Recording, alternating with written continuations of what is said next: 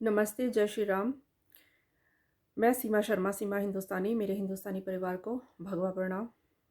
भारत माता की जय। अभी मैं आपके सामने एक वीडियो लेकर आई हूँ। ये महाशय है। ये आई थिंक दिल्ली में है। रेडी लगाते हैं और रेडी लगाते हैं। ये काफ़ी ओल्ड हैं।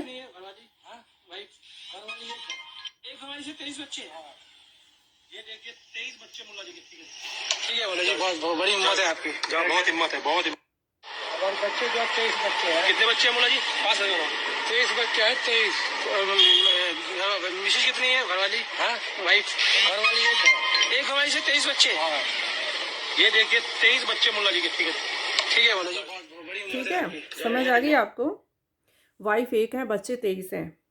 तो उसके बाद ये कहते हैं कि मोदी जी रोज़गार दें, मोदी जी घर दें, मोदी जी रहने को ठिकाने दें।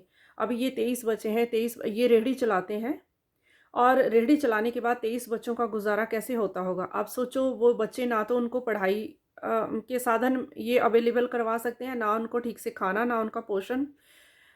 क्या करेंगे फिर वो बच्चे? फिर वही बनेंगे जो झुकूंगा नहीं, ये बनेंगे फिर। ठीक है।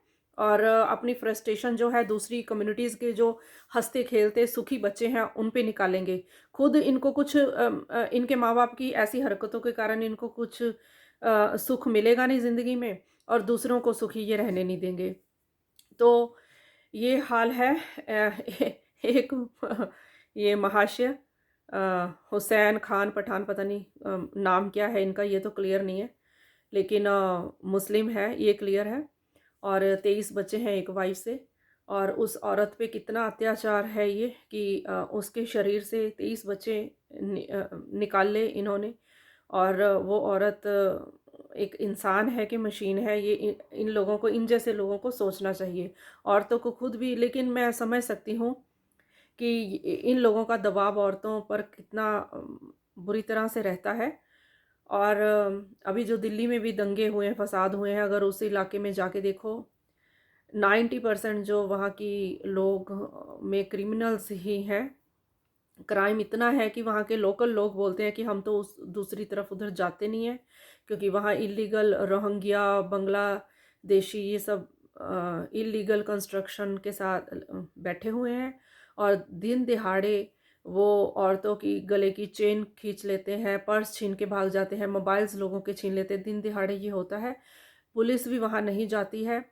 तो चलो, ये पुलिस वहाँ नहीं जाती है, ये सुनकर मुझे काफ़ी शॉक हुई हुई हूँ मैं। और पुलिस क्यों बंधी हुई है? पुलिस इसलिए बंधी हुई है कि पुलिस जो है नेताओं की कठपुतली है। वो नेता जो जिन्होंने इन लोगों को, केजरीवाल जैसे जिन लोगों ने इनको पाला हुआ है, इनको रखा हुआ है, ये इलीगल इलीगल कंस्ट्रक्शन सालों से, आज से नहीं है, सालों से है, ऐसे ही रहने दिया, किसी की ध्यान नहीं दिया इस तरफ। और जो लोकल लोग तकलीफ सह रहे हैं इन लोगों के कारण, जो ये इलीगल लोग वहाँ पे रह रहे हैं इनके क्राइम्स के कारण, उस पे किसी नेता का ध्यान नहीं जाता। क्यों? उनकी वोट्स तो मिल ही जानी है ना, मेजोरिटी है ना वो। तो ये अपने आप को मिनॉरिटी कहते हैं जितने भी ये क्राइम फैला रहे हैं, इलीगल बिना कागजों के लोग। तो अभी 23-23 बच्चे पैदा करेंगे, 20-20 बच्चे पैदा करेंगे, 15-15 बच्चे पैदा करेंगे, तो कैसे चलेगा? दिल्ली तो पूरा नर्क का दूसरा हिस्सा बन जाएगा, है ना।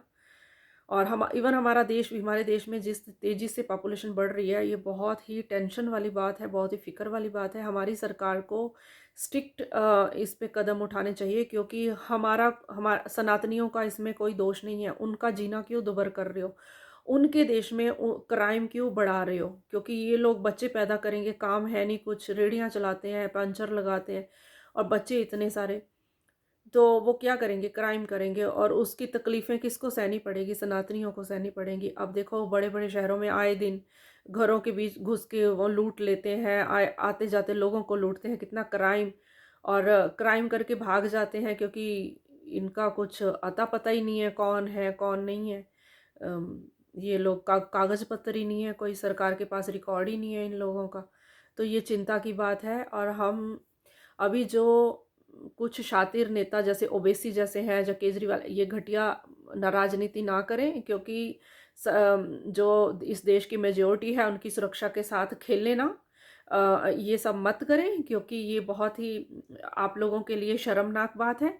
और जिस दिन सनातनियों का दिमाग घूम गया तो आप जैसे नेताओं को ही पहले भुगतना पड़ेगा। ये मैं अभी आपको बोल रही हूँ। क्यों? तुम लोगों के कारण सनातनी बहुत तकलीफ़ें सह रहे हैं अपने ही देश में, बहुत दर्द सह रहे हैं, बहुत अत्याचार सह रहे हैं। तो ये रेगुलर इसको ना कीजिए। वोट बैंक गया भाड़ में।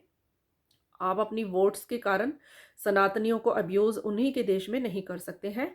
और मैं अपने सनातनी समाज को भी कहूँगी, इस बात पे सीरियस होइए। और अगर ये नेता गंदी राजनीति खेलते हैं आपके लिए, आपके बच्चों के भविष्य के लिए, आपके देश के लिए, अगर ये नेता ओवैसी और केजरीवाल जैसे खतरा बनते हैं, और दूसरे भी जो भी है, आप अभी समझ सकते हो, मीडिया में आके बोलते हैं ये, आप खुद समझ सकते हो कि कौन से नेता जो है आप लोगों के लिए खतरा बन रहे हैं।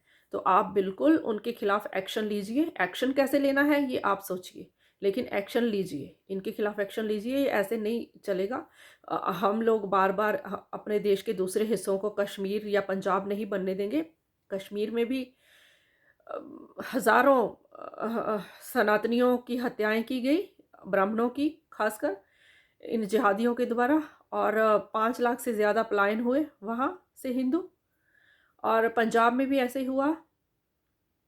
10 साल तक जो वहाँ पे मर्डर हुए सनातनियों के, उसकी सोच किसी को नहीं है। वो भी गंदी राजनीति का ही हिस्सा था। वो बेचारे इतने जो शहीद हुए उनकी तो बात ही नहीं कोई करता ना। उनकी तो शहादत कोई नहीं है। वो तो बेचारे मुर्गियाँ हैं कह लो, है ना, काटो उनको काटो, तो वो कोई पूछने वाला है नहीं।